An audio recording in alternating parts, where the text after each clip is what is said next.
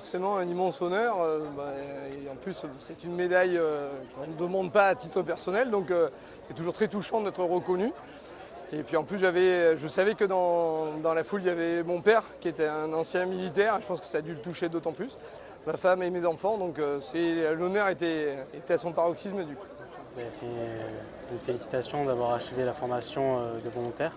On est arrivé là et c'est le premier pas dans une carrière de pompier, qu'elle soit volontaire ou professionnelle. Beaucoup d'émotions, de fierté et de respect de son travail depuis 3 ans au sein des jeunes sapeurs-pompiers d'Uzès, que je félicite au passage.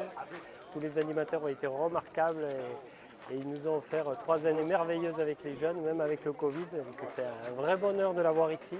Beaucoup d'émotions et c'est vraiment un très grand honneur d'être reconnu et de recevoir cette médaille. Vraiment. Beaucoup piqué. J'ai beaucoup piqué, oui.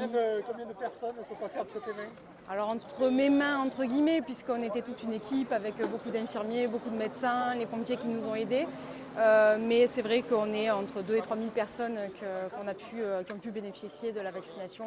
Et puis tout le suivi du Covid derrière, puisque ce n'est pas que la vaccination, c'est aussi beaucoup le suivi du Covid, avec tous les agents qu'on a pu suivre au quotidien et qu'on continue de suivre avec le rebond de l'épidémie.